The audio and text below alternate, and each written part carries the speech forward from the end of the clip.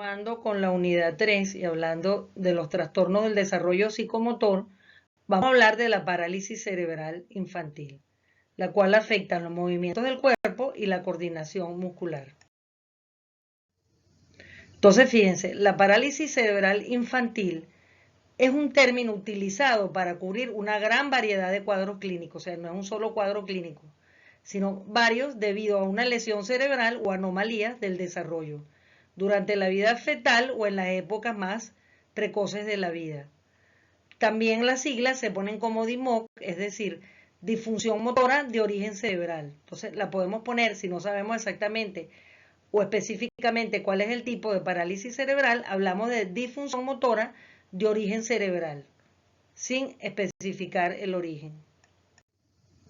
Entonces, fíjense, es importante para la clasificación de la parálisis cerebral, porque esta clasificación es lo que va a permitir, si lo queremos rehabilitar, conocer qué tenemos que explorar al examen físico y neurológico del niño que produce este cuadro. Entonces, por eso tenemos que saber qué tipo de parálisis cerebral presenta, qué manifestación clínica, cuál función neurológica, psicomotora afecta.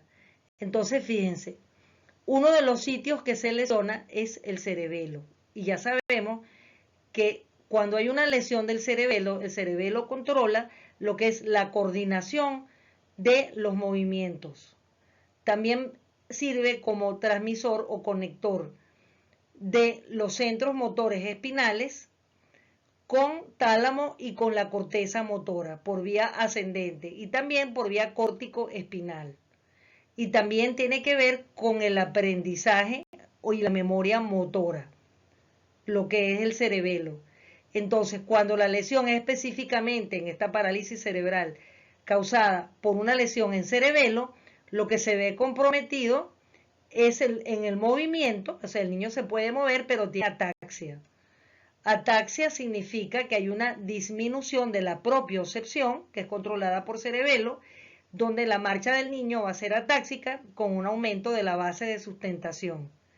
El aumento de la base de sustentación es que vemos que el niño se para por lo menos con las piernas separadas. ¿Por qué? Porque tiene un trastorno de la sensibilidad profunda. Luego tenemos otra manifestación que puede ser una parálisis espástica. Entonces aquí está lo que está comprometido o dañado son las células de la corteza motora que corresponden a la vía piramidal. Entonces aquí las neuronas que controlan la vía piramidal, las córtico-espinales, son las que está dañada. Entonces al ocurrir esto, se va a producir una espasticidad.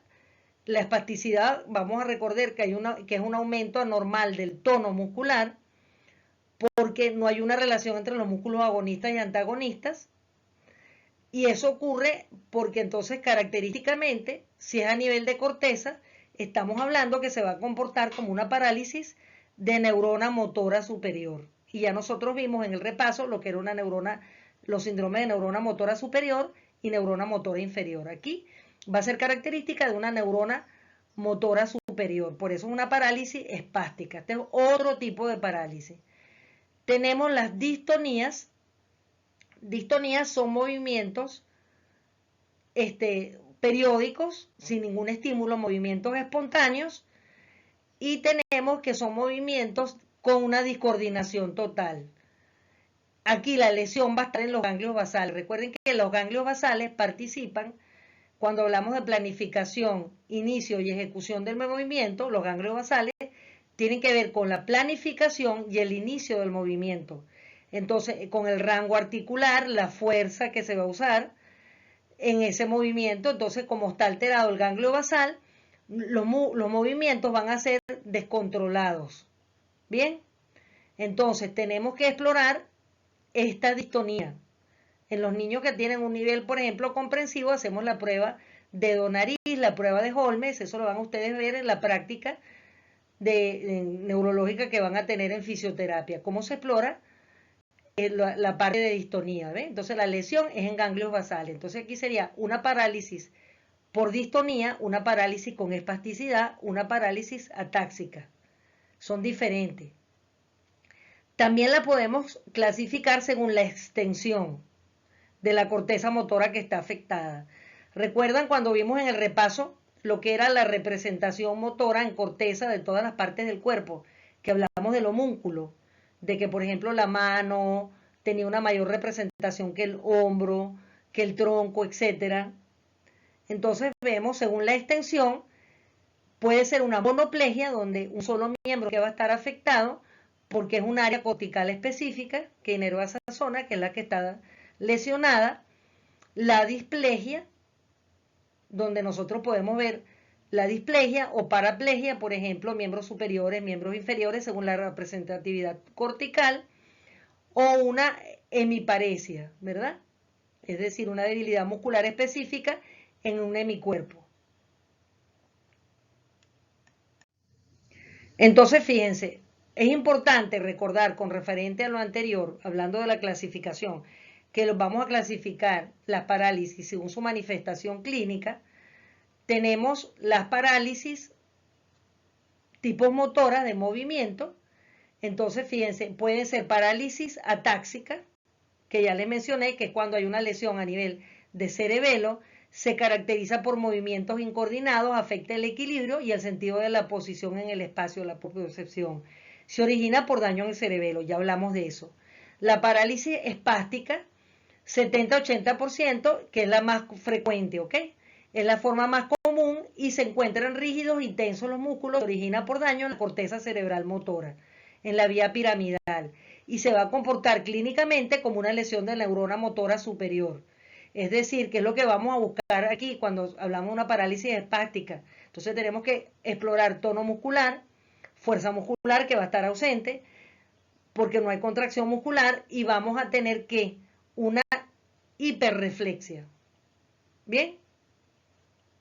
Luego tenemos, hay un tipo que no sale en el cuadro anterior, pero que tiene que ver con él, que solían las disinesias, que son la menor cantidad de casos. Se caracteriza por movimientos involuntarios que se originan por un daño en los ganglios basales. ¿Se acuerdan que los ganglios basales eran los responsables de en parte de la planificación y el inicio de los movimientos? Entonces, las disinesias son movimientos incoordinados pero involuntarios y sin ningún estímulo.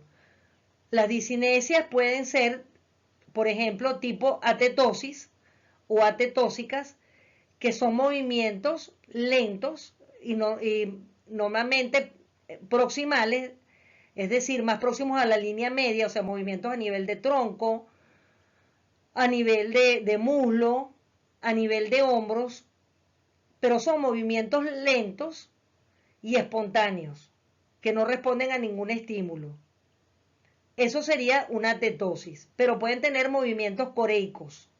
Los movimientos coreicos son los movimientos que se manifiestan similarmente, espontáneamente, pero se van a manifestar en vez de a nivel proximal, a nivel distal.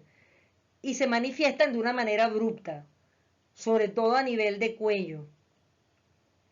Eso es la famosa enfermedad de Huntington o Corea de Huntington. Es una presentación clínica de este tipo de parálisis disinética. Entonces tenemos la disinética, tenemos la tetósica y la coreica. Y tenemos los tipos mixtos. Por ejemplo, que pueda tener una lesión a nivel de cerebelo, atáxica, y una lesión a nivel de corteza.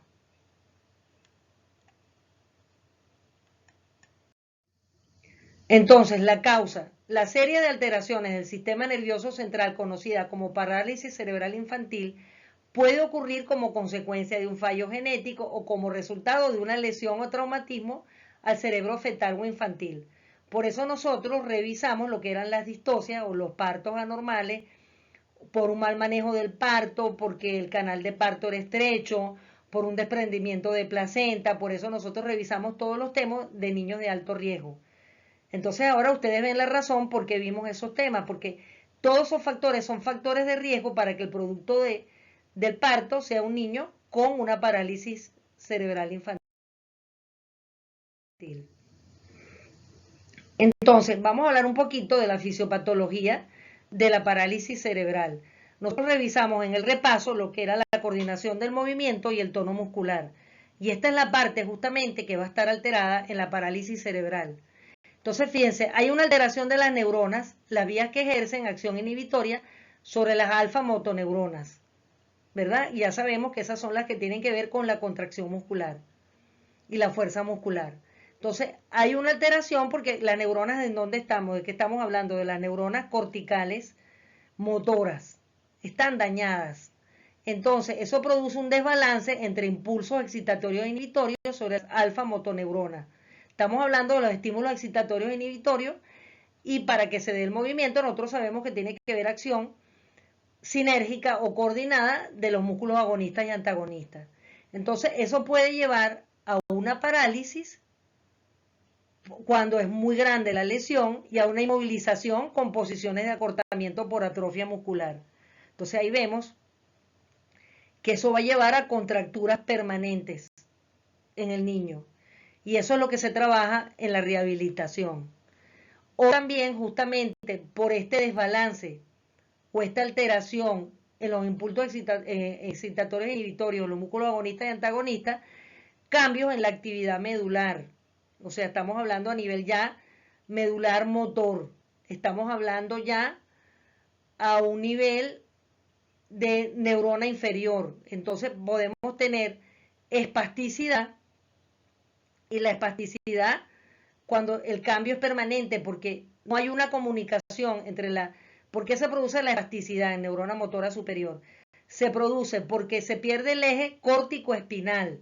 No hay una comunicación entre la neurona motora de la corteza motora y la neurona motora del asta anterior, que es la que va hacia placa motora. Entonces, ellas no tienen comunicación, por lo cual el músculo sufre, se queda espástico, porque no hay una contracción muscular y esta espasticidad viene del acúmulo de ácido láctico que se deposita en el sarcoplasma de las células musculares porque no hay contracción muscular.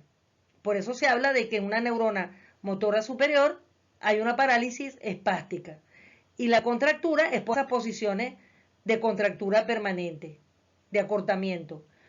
También pueden haber manifestaciones de hiperactividad medular. ¿Cuáles son estas? La hiperreflexia. ¿Por qué? Porque hay una hiperreflexia porque no, el arco reflejo, recuerden que puede ser polisináptico, monosináptico. Cuando es polisináptico, no hay un control por parte de corteza. Entonces se liberan los reflejos inferiores, los monosinápticos, entonces se produce una hiperreflexia. Entonces tenemos, volviendo a las características clínicas que ya vimos la clasificación topográfica, o sea, la zona del sistema nervioso que estaba lesionado definía qué tipo de parálisis era. Y hablamos de que había un tipo de manifestación donde teníamos niños con manifestaciones coreicas y niños atetósicos. Entonces, cuando el niño tiene una parálisis espástica atetósica, predomina alguna de las dos, o bien la atetosis, que son estos movimientos del área de los músculos proximales con espasticidad, o predomina la espasticidad. Habitualmente la espasticidad es proximal y la atetosis es distal.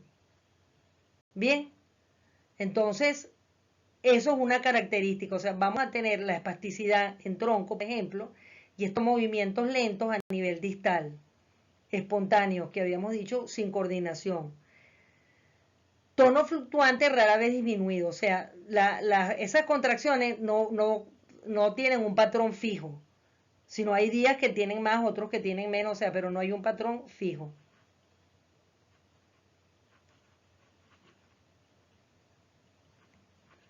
Entonces, esto es importante, fijarse en estas características.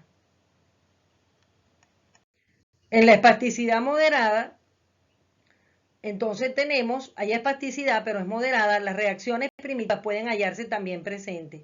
¿Qué significa esto? Que pueden estar presentes los reflejos primitivos, como el reflejo de Babinski, el reflejo de Moro, etcétera, que es propio del lactante. Y entonces lo estamos consiguiendo en estos niños, reflejos patológicos.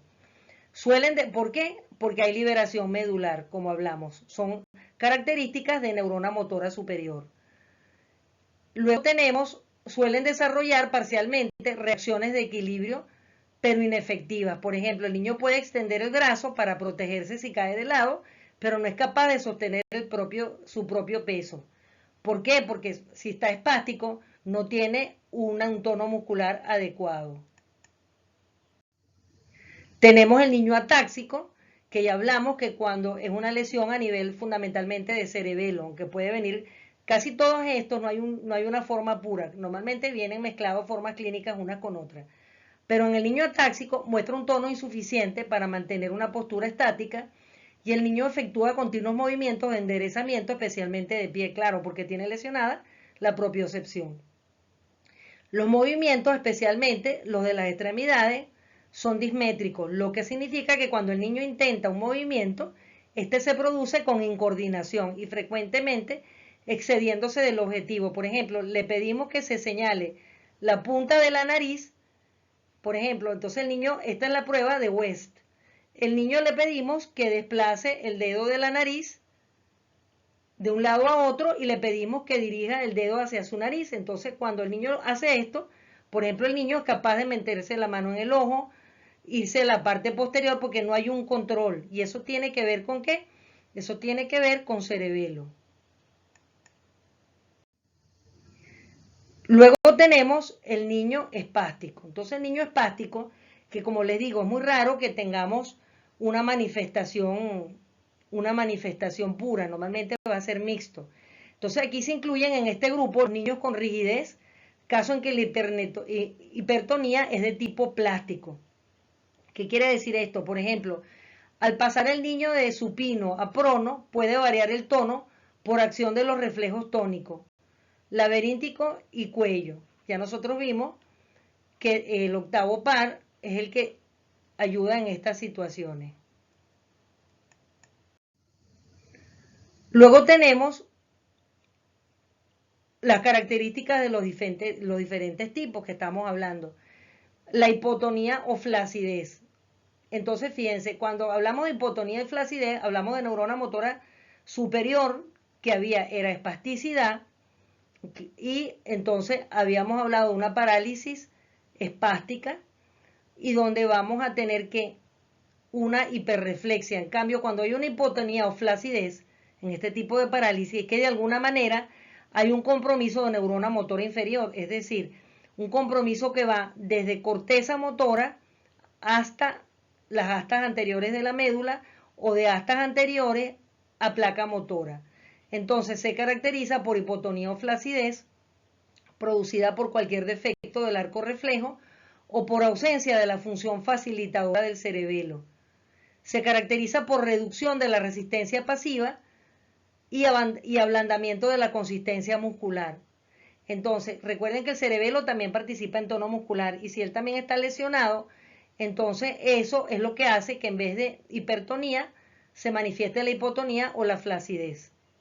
La espasticidad, entonces, corresponde a la exageración del reflejo polisináptico, y ya hablamos cuál era el polisináptico, el que iba de corteza a médula y de médula a placa motora, y tiene predilección por los músculos antigravitatorios, los flexores superiores y extensores inferiores. Durante el desplazamiento pasivo se nota una resistencia inicial que en determinado momento cede. Esto es lo que se llama el signo de la navaja. Es decir, le hacemos la prueba de la resistencia que él contrapone la fuerza que le estamos haciendo y ese miembro queda oscilando. ¿Bien? Entonces, la clasificación según su sintomatología. Vimos la clasificación morfológica, vimos la clasificación según la lesión funcional que presenta el sujeto y la clasificación según los síntomas, que es esta. Entonces, puede ser una parálisis cerebral espástica con lesión en corteza motora y tendencia a las deformidades, por supuesto, porque esto ocurre desde el nacimiento. E irritabilidad. Irritabilidad es por el problema cognitivo que desarrollan estos niños con parálisis cerebral. Puede ser la presentación clínica o los síntomas atetóxicos con lesión en los ganglios basales, ya explicamos por qué.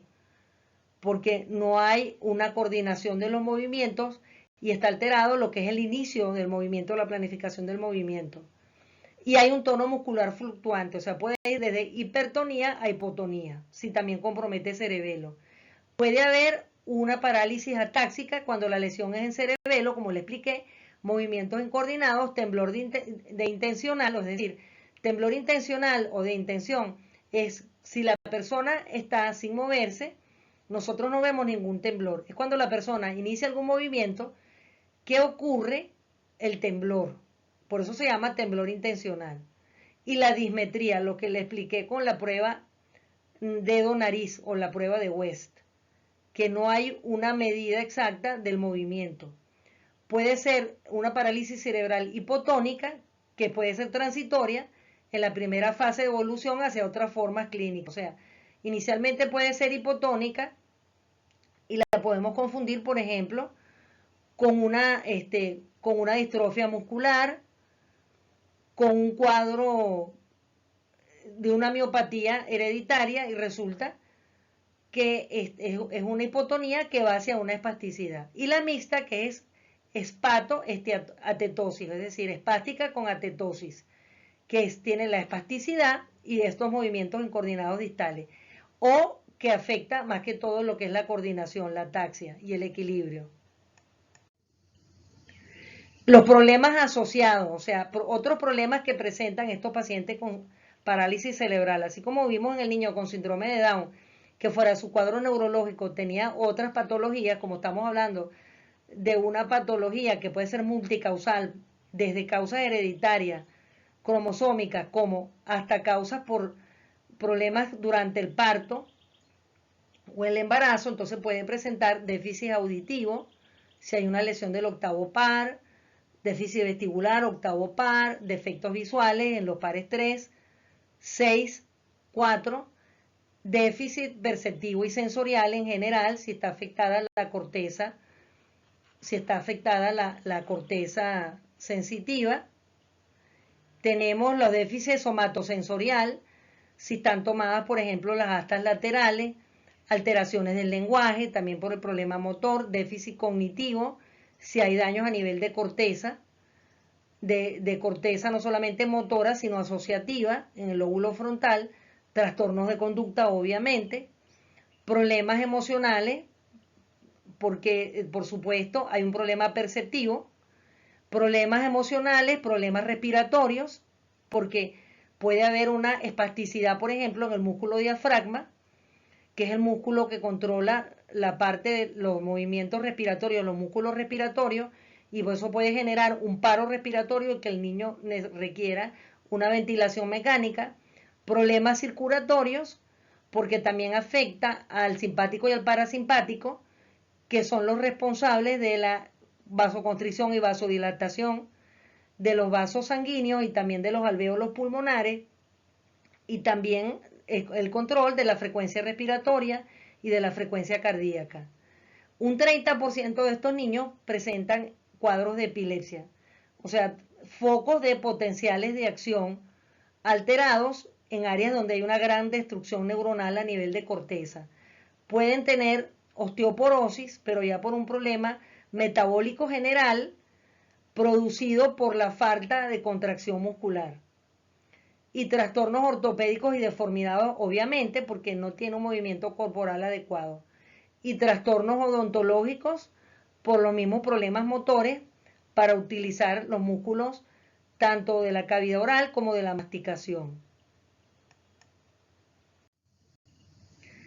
Entonces, nosotros vamos a clasificar también los niños según la distribución de sus trastornos, ¿verdad? Cuando hacemos una historia clínica, podemos ponerlo tetraplégicos, si son los 4 miembros que tiene paralizados, displégicos o disparesia, si son, por ejemplo, los 2 miembros superiores, miembros inferiores, hemipléjico cuando es un hemicuerpo, o monopléjico cuando es un solo miembro.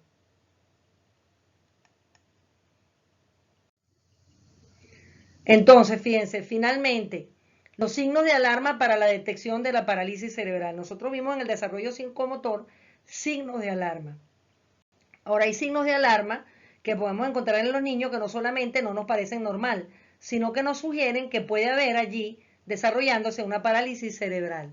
Entonces, en la forma espástica, en los 3 primeros meses vemos que las manos cerradas con inclusión del pulgar en el niño, con tendencia a hiperextensión de extremidades inferiores en decúbito, o con la suspensión, asimetría en los movimientos. Por eso que tenemos que aprender a observar bien a los niños, sobre todo en los movimientos espontáneos, o ante estímulos y formas hemiplégicas. Entonces, esto es algo que tenemos que observar bien, los movimientos de los niños, sobre todo a nivel simétrico, y cómo utilizan los diferentes grupos musculares de sus manos, de sus brazos, de sus piernas. Ausencia o sostén cefálico, reflejo de Moro, más allá de la edad que presenta el niño que lo debería tener. Podemos determinar a la palpación si el niño está hipertónico, o cuando nosotros lo examinamos vemos que hay una resistencia tanto pasiva como activa en el movimiento, microcefalia.